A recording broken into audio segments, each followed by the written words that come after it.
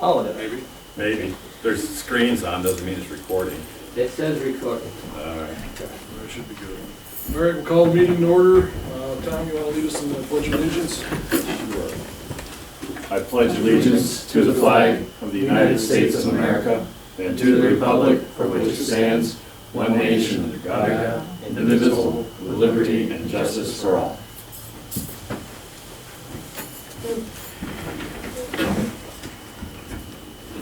Okay, first up, privilege of the floor. I talked to Carol, we're going to have her address the board when we get down to the Tanglewood Blake new business. Anybody else? Okay, moving on. Approval of the minutes from the July 12th board meeting. I make a motion that we approve the minutes of July 12th. Okay, is there a second? We do need to make, Correction? we do need to make one correction. Uh-oh. What do we got? Under privilege of the floor, you put in Jerry Smith as the new owner of the Buena Vista Motel. Should be Jerry Thomas. Thomas. Oh, that's right. Jerry and Alex, Town Thomas. Okay. With that correction, You've amended your, I amend my, amend your motion? mhm. I'll second it. Okay, all in favor? Aye. How can you vote yes, Al? You weren't here. I said I agree with it. No, I didn't vote for it. I mean, I didn't approve it or make the motion. All right, resolution number 4 that we tabled last month.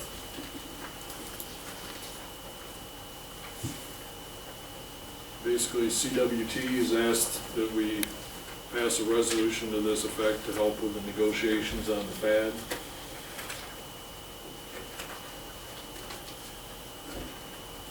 Anybody have any problems with any of it, or? Just, I wish it was more forceful.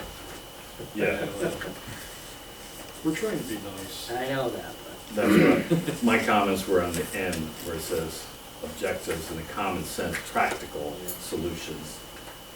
Like I told Tom last month, we have turned in papers with that are gonna go in along with all these resolutions for the common sense stuff that we think needs to be addressed.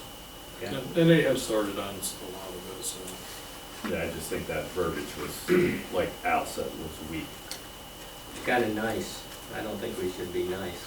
It was written by lawyers, what do you expect? They got Well, to look well, correct. No, lawyers They tend don't to- let me write them. Do we have to do we have to actually have? We gotta Motion. do, yeah, we have to have a motion in a second to roll I'll call. make a motion to accept the resolution number 42016. Is there a second? I'll second. Okay, call the roll, Wilson. Al? Yes? Sir? Yes. Mark? Yes. Bill?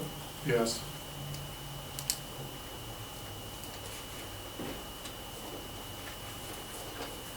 And still under old business, Tom gave everybody copies of the rental occupancy permit registration form and the nuisance party regs from the village code. Just a little background on that. The mayor and I had worked quite a bit, taking bits and pieces from other municipalities to come up with the rental registration. And it's not a perfect means of keeping track of things, but it's a start. And I just wanted to present this to the board tonight so that they could look at it and come up with any other alternatives or solutions or amendments to this. It And might so not that be we a can move bad idea forward. if we give it to the planning board too, to look at their next meeting, see if they have any recommendations. It should be the planning board, and it also should be sent to our attorney. Yeah. And like I said, this is just a start. The rental registration form is a good means that the code enforcement officer can go in and make sure that the dwelling is up to New York State standards as far as occupancy load and fire safety. And those are the two critical things that we look at in the village. also puts a managing agent on notice that they're responsible for any nuisances and parties and so forth that happen at the residence. And it just so happens that in the village of Delhi, the manager has to live within a 20-mile radius of that house, so that we don't have out-of-town landlords Absentee that are landlords. just not being compliant and don't really care and are just collecting their checks. So that's a good thing to have as far as I'm concerned. And we do call them. I know as the village code officer, I'm in contact with them quite often. But it is a good thing to have a register. Okay. You wanna make sure the planning board gets a copy and mail over a copy to Dave? But I, entertain any other, comments and so forth later, and we can maybe tweak it. Yeah, you may have to do a little tweaking in Right. outside the village, but. Because some of the things are not pertinent to what we'll be having as far as the town Yeah. Well, the one thing. and enforcement. Yeah, the one question I've got for Dave is, the enforcement being outside the village. Whether we can legally designate the sheriff's department, the state police. That's what- it. What we've gotta do there to make sure we don't pass something that we have, one person that can enforce. Well, I think, my intent anyway is to speak with the campus, because, campus security, because, my feeling is that, they can respond in the village to student situations. Yeah, they do. And I think that, I don't see why they can't respond to student situations outside the village, because it is their responsibility for the safety and well-being of the students, whether they live campus, downtown, or where they live. So I think we should be able to tie them into this too somehow. I was thinking maybe a good idea if we could sit down and have a meeting with maybe the new college president and campus security both and See where we can go with it. Yep. see if we can reach an understanding. Well, we're having a mayoral task force meeting in September, correct, Al? Yeah. So I forget what we, the date is. we can bring that up at that meeting too. The president will be there. Chief of UPD is there, and also the village chief is there. So we can definitely bring that up to the table. Good.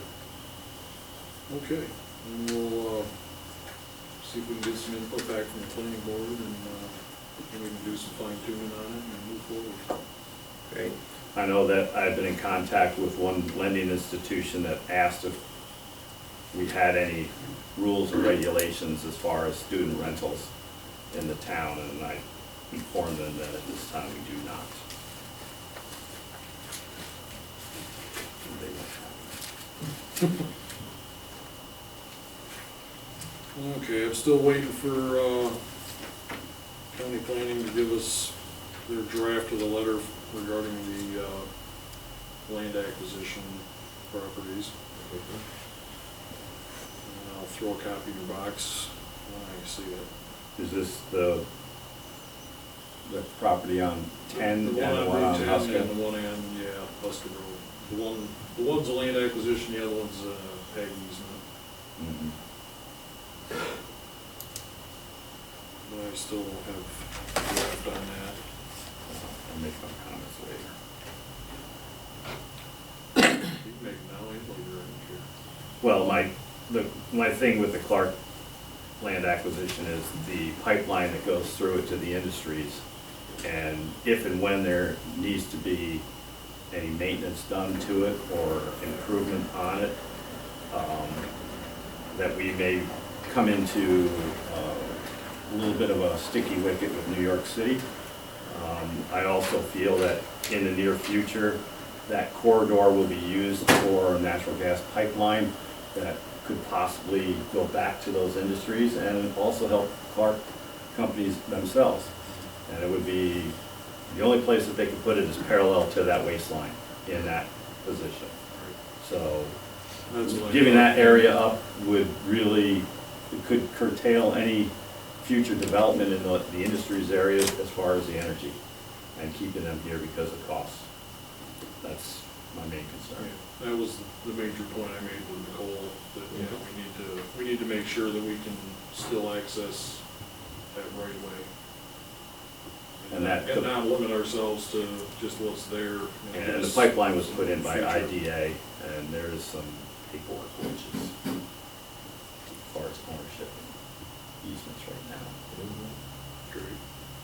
Not really. The lawyers love it. Okay, any other old business? All right, moving on to new business. Need a motion to approve Jim Corcoran and Frank Bovee to go to an ethics and assessors course for training. So moved. Is there a second?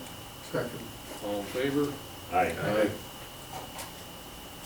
Next up, we've got the town's annual financial report, the update document.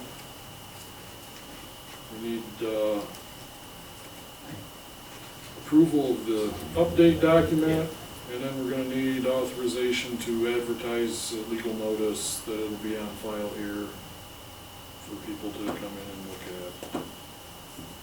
So I guess first up, is there a motion to approve the annual update document for 12/31/15? So moved. Is there a second? Second. All in favor? Aye. Aye. And is there a motion to authorize the clerk to advertise, put a legal notice in advertising the financial report is on file here? If anyone cares to. So moved. Second. All in favor? Aye. And we've got a new set of paperwork for the standard workday reporting resolution for the state retirement system. Hopefully, this will be the last run for this year at least. We think we've got them all straightened out. But, is there a motion to approve the updated standard workday reporting resolution for elected and appointed officials? Forms RS 2417A and RS 2417B. So moved. By Tom, second by Bill. All in favor? Aye. Aye. And let's see. The pool committee wants board's approval for $7,000 payment for, basically up to the 80% completion on the new pool plans. Make a motion to approve. Is there a second? Second. All in favor? Aye. You're gonna take care of notifying Brian or whoever? Yeah. All right. Next up, Tanglewood Lake Road. Carol Morrissey's here, she's head of the homeowners association, and they're having some issues with DEC, and she wanted the opportunity to address the board. So, floor is yours. Okay. Good evening, everybody. My name is Carol Morrissey, and I'm the president of the Tanglewood Lake Homeowners Association. I've been a resident there for 20 years. Our community is very small. It's 22 homeowners. It was built by the Stoop family and occupied in the 1960s. We have 22 homeowners, and we bring in probably $70,000 in tax revenue into the town. We have been off the map forever. Nobody knows where we are. We don't bother anybody. We get great service from Darren and his crew when they come up. So we don't really have any complaints. In May of 2016, the New York State Dam Safety Unit came up and inspected our dam. And in their report, they stated that should the 100-year flood occur, that we would have no emergency access into our community because the roads would overtop. That would be Tanglewood Lake Road and Husker Road. So there would be no way for emergency equipment, fire, ambulance, or police to access us in that case. I have spoken to the DEC Dam Safety. I've gone through everything, including we can put a helicopter pad in there for them to come in. And there's no answer from them. So basically what they've told us is that there's two issues that have come from this new rating. They have rated us a dam from an A rating to a B. An A rating is where you do your maintenance report, yearly, you do your maintenance, you have your report on file, you have an engineer come in once in a while, check the dam, and that's your maintenance. When we go into the B rating now calls for an assessment of the dam, which can be up to $20,000 to $30,000 for this assessment. And that would check the dirt, the water. The lake that we have is a 10-acre pond. It was called Stoops Pond when it was originally built. All of the homes are upstream of the pond, so that there is a tiny waterfall that goes down adjacent to Tanglewood Lake Road, and it goes into Huska's culverts out to Bagley Brook.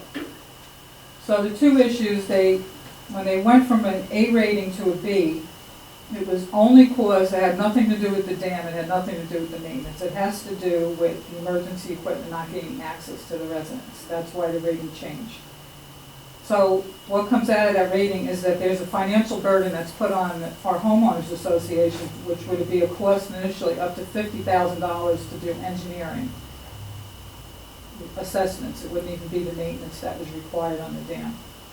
So the answer that the DEC wants for us to avoid this B rating is for us to get a secondary road into the community if the dam fails in a 100-year flood. So homeowners and myself have gone through the woods, we've gone through people's property. We're 22 homeowners that don't go out to Maggie Hill Road. Maggie Hill Road encircles us in the back where the lake is. So none of our properties continue out to Maggie Hill Road, which would give us the secondary access for equipment to come in. I've spoken to Mark about it since the end of June, I believe we started the conversation, and I had asked for Delhi to perhaps get an easement in, and then we could meet the easement and do a emergency access road only that would either be gated or a snowmobile road, something that would be a small, not paved, but the DEC requires that the road be clear. That was their requirement. So that's why I came up here tonight. I just wanted to have it documented that we are still requesting it. I have gone into different state agencies to see if we can get help. When I spoke to you today, I hung up and I called into the FEMA for grants. Now the grants that they have, FEMA, because everybody knows they have money laying around, the grant is called a mitigation grant, and the grant is to be written up by a municipality to apply before an emergency occurs. Well, in order to do that, you need 7 master's degrees because they have a chart that's this long, and then another chart, and another chart. So it would take 15 years to accomplish that, should it be done. So right now, myself and the residents there, which equal about 40 people, first, our concern is our safety. Should something occur, we will not be able to get somebody in there to help us. If no one was sick, we would be fine walking out or ATVing or another way, but we do have elderly people up there. They're not, great health.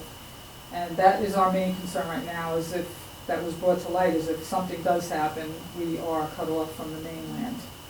And, if we could get help, we would be willing to put money into it to help get whatever we need to do to help put the road in or get an easement, but we can't do it ourselves. We've just beaten us to death where we can't do it ourselves, we need help. So, that's about it. Where you have in mind of bringing this road into and Well, from? originally when the community was built, it was called Bullet Hole Road, Tanglewood Lake Road, and Bullet Hole Road went back out to Maggie Hogue directly. And I believe it was in 1987, Maurice and Jeanette Carpenter purchased the property. Mm-hmm. And they, a relative of theirs, her nephew owns it now, it's 7.71 acres. But that road continued back out to Maggie Hogue. So I don't know what it looks like now, but that would be the closest access point on the backside. But we also have a resident that lives next door to myself. He has 12 acres of land that goes back, and it meets back up to Deerhawk and to the resident next to Deerhawk. Because we got the map from the map office, and we looked at who was the closest point. But both pieces, we would need an easement because we only own halfway out. Yeah. And then there's power lines up on the other side, which I believe are the state power lines. So there is an access road under the power lines, but then again, it would be an easement back into one of us. Which is the closest point?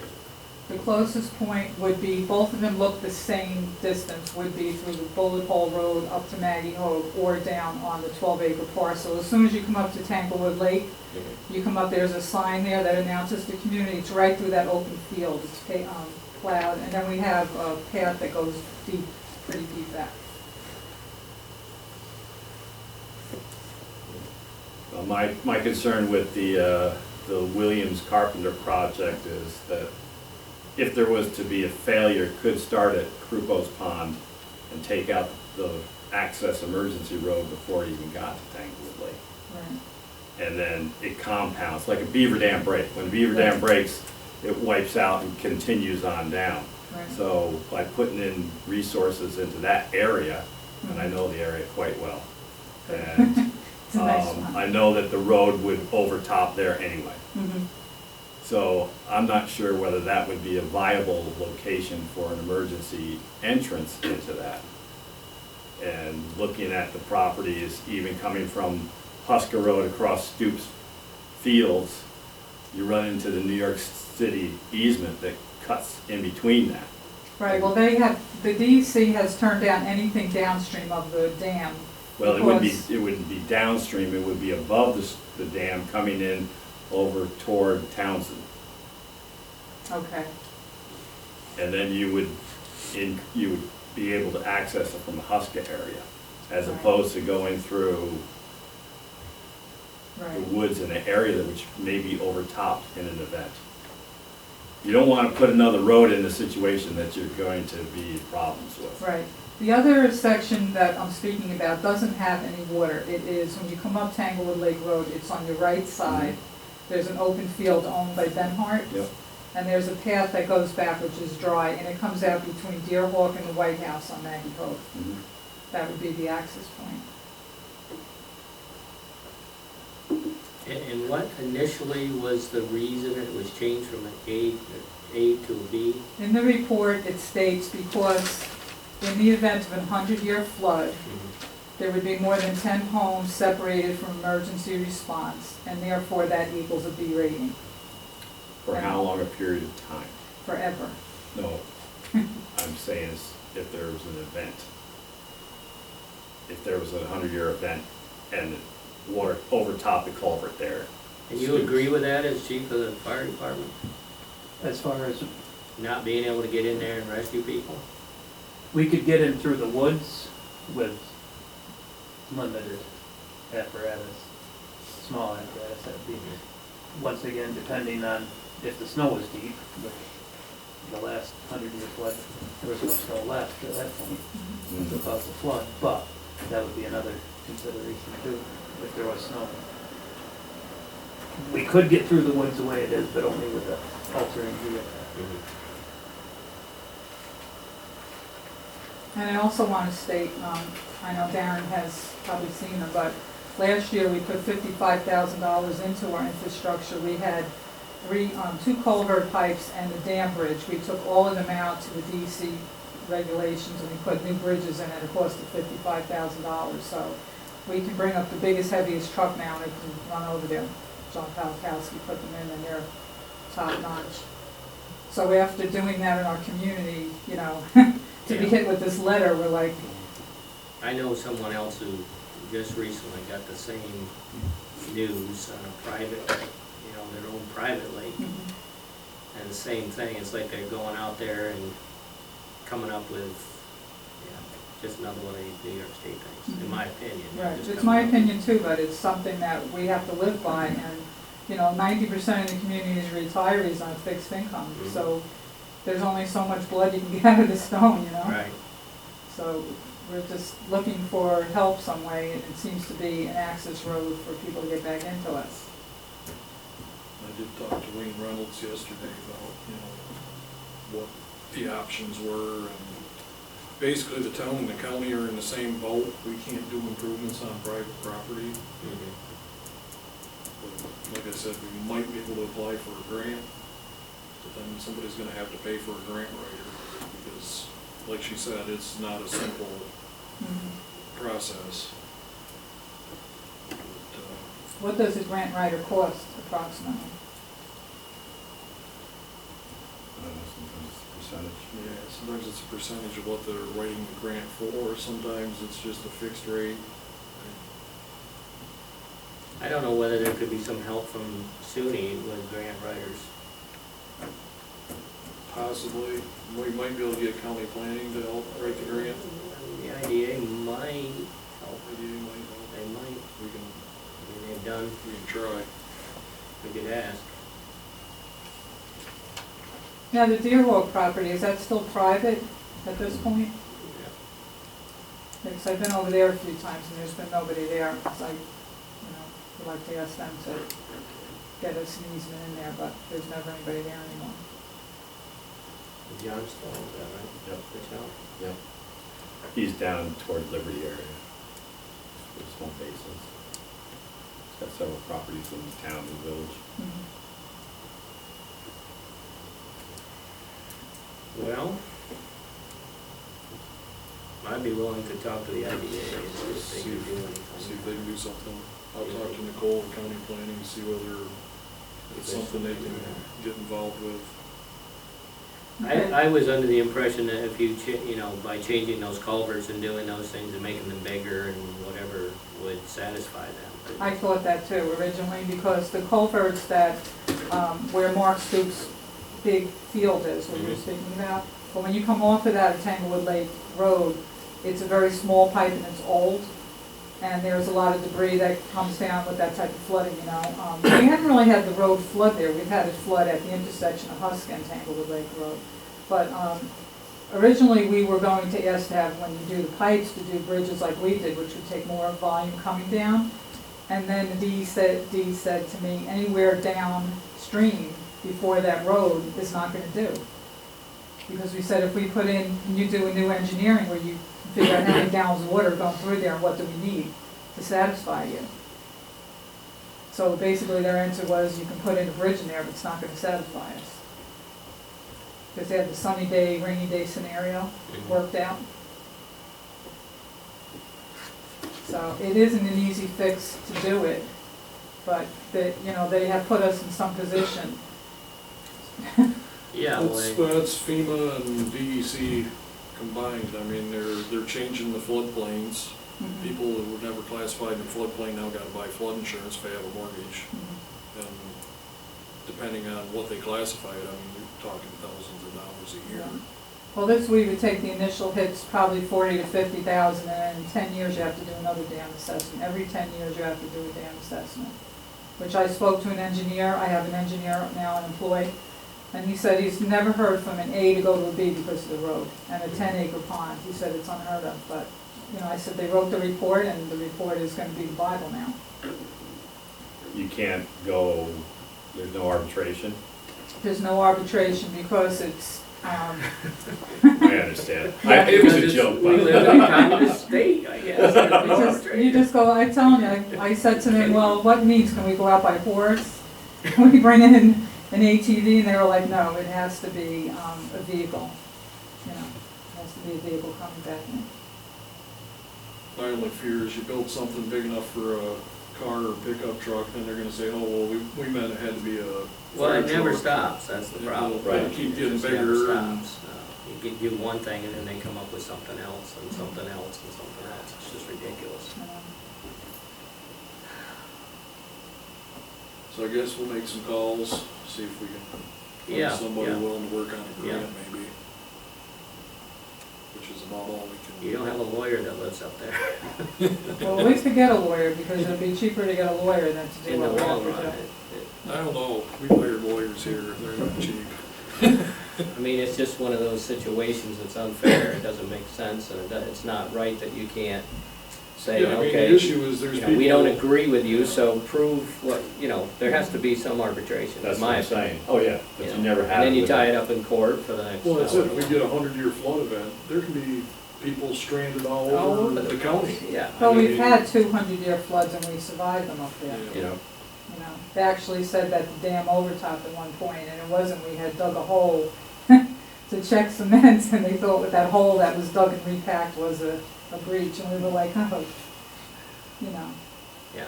So we've gone through 96 and 2006 96 and 97, we did a little bit of cement wing wall work, and that was it, and 2006, we were fine. So I think we took the test of time, but it's just the way that their, rules are written now. Well, I was at meetings with them when they redid the flood maps, and we showed them pictures where they had areas in the floodplain that aren't